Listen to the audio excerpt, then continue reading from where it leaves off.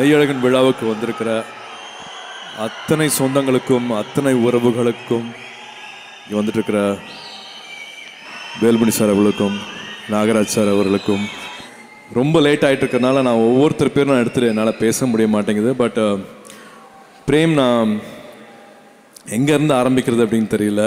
மெய்யழகனுக்கு கீழே ஜோதிகா சூர்யா அப்படின்னு ப்ரொடியூசராக எங்களுக்கு பேர் போட வாய்ப்பு கொடுத்ததுக்கு நன்றி. நான் அதுதான் சொல்லணும்.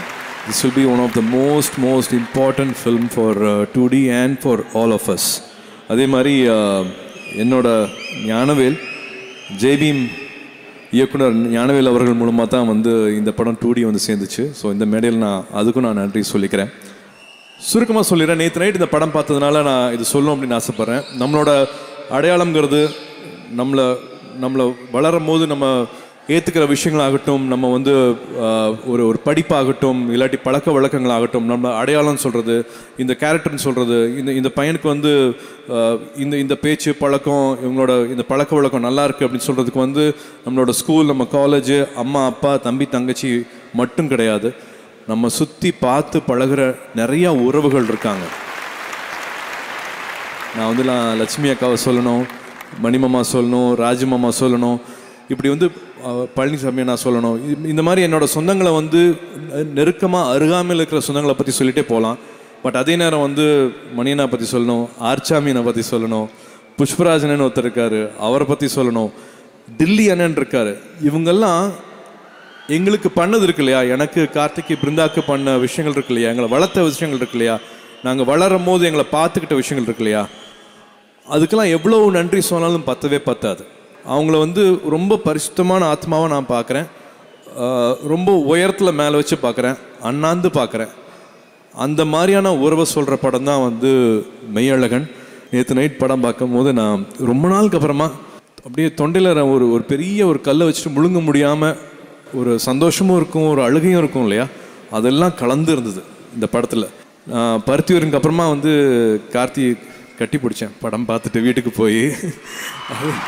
அதே மாதிரி நான் இப்போது என்னோட அரவிந்த் சாரி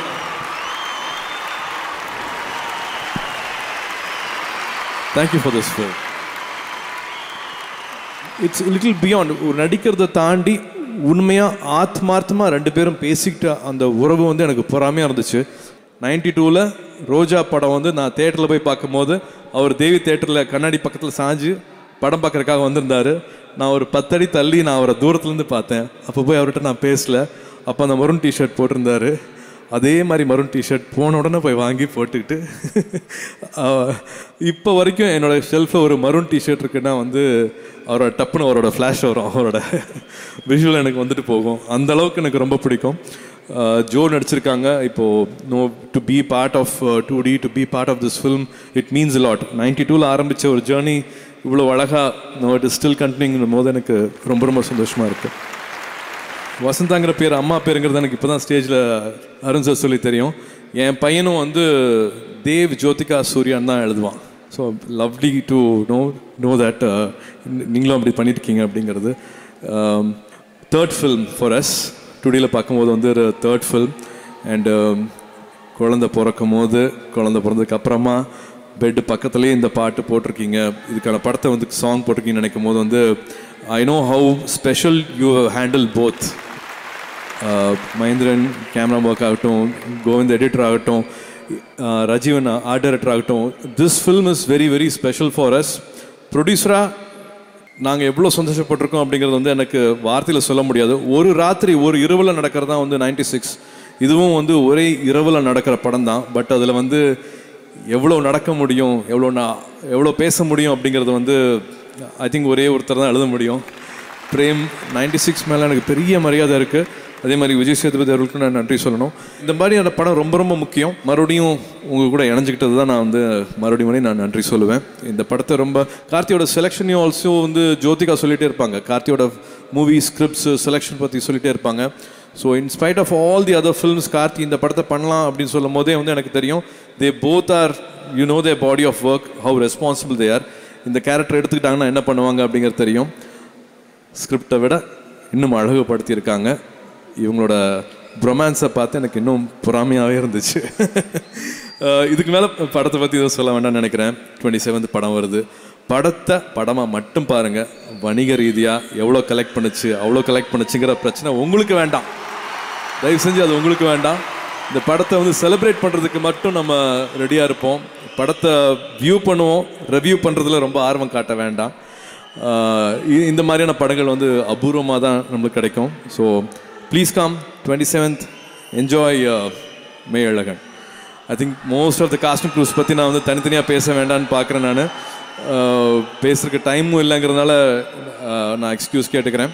அன்பான ஃபேன்ஸ், அன்பான ஃபேன்ஸ்,